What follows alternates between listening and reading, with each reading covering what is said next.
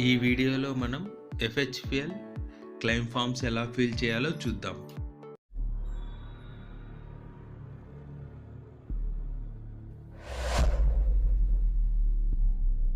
మొదటిగా claim form part A ఎలా fill చేయాలో చూద్దాం.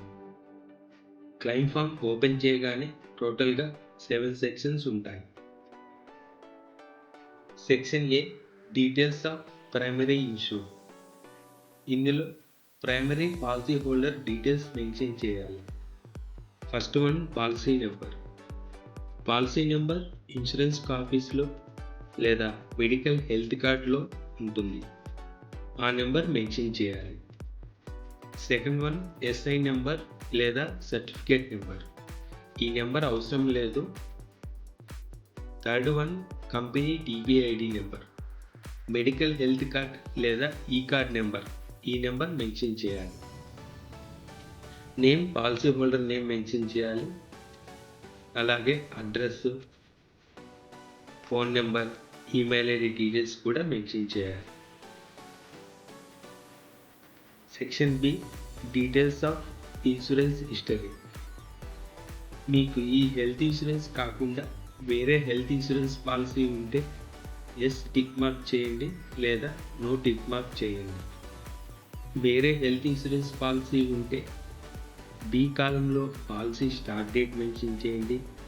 అలాగే insurance company name, policy number, sum insured details mention చేయాలి. డి కాలంలో లాస్ట్ 4 ఇయర్స్లో హాస్పిటల్లో అడ్మిట్ అయి ఉంటే admission date, diagnosis details mention చేయాలి. Section C details of insured person hospitalised. ఇందులో హాస్పిటల్లో అడ్మిట్ అయిన patient name, date of birth, occupation, అలాగే ప్రైమరీ హోల్డర్ రిలేషన్షిప్ మరియు address, phone number, email ID details mention చేయాలి. Section D details of hospitalisation. ఇందులో hospital details మరియు admission details mention చేయాలి. ఇందులో మెయిన్గా హాస్పిటల్ నేమ్ మెన్షన్ చేయండి. Second one room category select చేయండి. అంటే ఏ రూమ్లో అడ్మిట్ అయ్యారు, జనరల్ వార్డా, twins area, single occupancy. Third one hospital duty. అంటే ఇంజురీ కారణంగా అడ్మిట్ అయ్యారా, ఈఎస్ఆ, maternity. Fourth one date of admission, అలాగే డేట్ ఆఫ్ డిశ్చార్జ్ టైం కూడా మెన్షన్ చేయండి.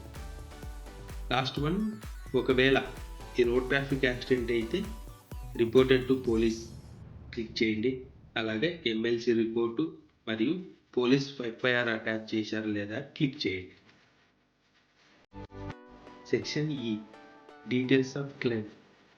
ఇందులో మెయిన్గా ఏ కాలమ్స్ ఫిల్ చేయాలో చూద్దాం. మీరు హాస్పిటలైజేషన్ ఎక్స్పెన్సెస్ క్లెయిమ్ చేస్తూ ఉంటే సెకండ్ కాలం హాస్పిటలైజేషన్ ఎక్స్పెన్స్లో మొత్తం ఎంత అమౌంట్ క్లెయిమ్ చేస్తున్నారో ఆ అమౌంట్ మెన్షన్ చేయండి. ఒకవేళ మీరు ప్రీ హాస్పిటలైజేషన్ లేదా పోస్ట్ హాస్పిటలైజేషన్ ఎక్స్పెన్సెస్ క్లెయిమ్ చేస్తూ ఉంటే ఫస్ట్ కాలం మరియు థర్డ్ కాలంలో మెన్షన్ చేయండి.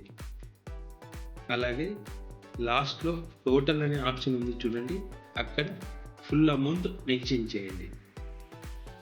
Pre and post hospitalisation claim అయితే ప్రీ హాస్పిటలైజేషన్ పీరియడ్ మరియు పోస్ట్ హాస్పిటలైజేషన్ పీరియడ్ అంటే డేస్ మెన్షన్ చేయండి. రైట్ సైడ్లో claim document submitted check list ఉంది. అక్కడ మీరు ఏ డాక్యుమెంట్ సబ్మిట్ చేస్తున్నారో అక్కడ టిక్ చేయండి. Section F details of bills enclosed.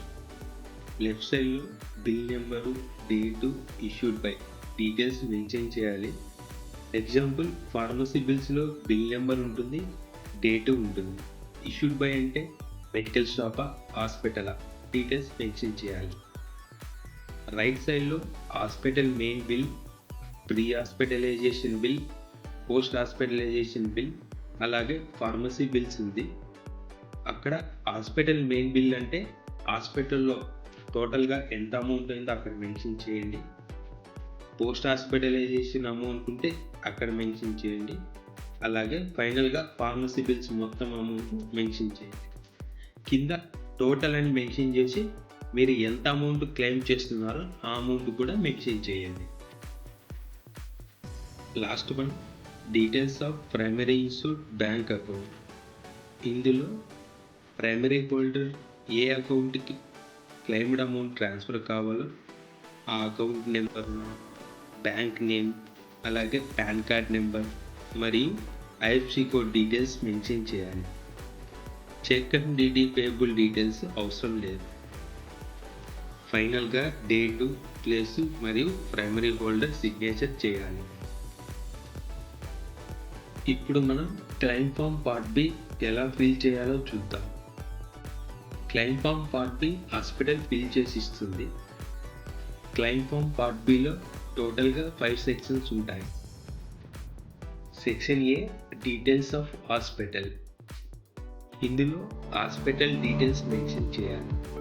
ఇందులో హాస్పిటల్ నేమ్ మెన్షన్ చేయాలి, హాస్పిటల్ ఐడి మరియు టైప్ ఆఫ్ హాస్పిటల్ అంటే నెట్వర్క్ హాస్పిటలా, నాన్ నెట్వర్క్ హాస్పిటలా క్లిక్ చేయాలి. ఫైనల్గా treating doctor name, doctor qualification, అలాగే registration number with state code మరియు ఫోన్ నెంబరు మెన్షన్ చేయాలి.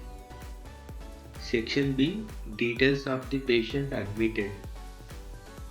ఇందులో పేషెంట్ నేమ్ మెన్షన్ చేయాలి, ఐపీ రిజిస్ట్రేషన్ నెంబర్ అంటే ఈ పేషెంట్ రిజిస్ట్రేషన్ నెంబర్ మెన్షన్ చేయాలి, పేషెంట్ జెండర్, ఏజ్, అలాగే డేట్ ఆఫ్ బర్త్ మెన్షన్ చేయాలి, అడ్మిషన్ డేటు టైము మరియు డిశ్చార్జ్ డేటు టైము, అలాగే టైప్ ఆఫ్ అడ్మిషన్ అంటే ఎమర్జెన్సీగా అడ్మిట్ అయ్యారా, ప్లాన్డా, డే కేరా, మెటర్నిటీనా క్లిక్ చేయాలి. ఫైనల్గా డిశ్చార్జ్ స్టేటస్ అంటే డిశ్చార్జ్ టు హోమా లేదంటే వేరే హాస్పిటల్కి రెఫర్ చేశారా క్లిక్ చేయాలి. Section C, details of ailment diagnosis. ప్రతి ఎలిమెంట్కి ఐసిడి కోడ్ ఉంటుంది. ఈ డీటెయిల్స్ అన్ని హాస్పిటల్ ఫిల్ చేసి ఇస్తుంది. Section D, claim documents submitted check list. మీరు ఏ డాక్యుమెంట్స్ సబ్మిట్ చేస్తున్నారో ఆ డాక్యుమెంట్స్ దగ్గర టిక్ మార్క్ చేయండి. Section E, additional details in case of non network hospital. ఇందులో హాస్పిటల్ అడ్రస్, అలాగే హాస్పిటల్ పాన్ నెంబర్, హాస్పిటల్లో ఎన్ని బెడ్స్ ఉన్నాయి, అలాగే ఓటీ మరియు ఐసీయూ ఫెసిలిటీ ఉందా లేదా, ఫైనల్గా registration number with state code mention చేయాలి.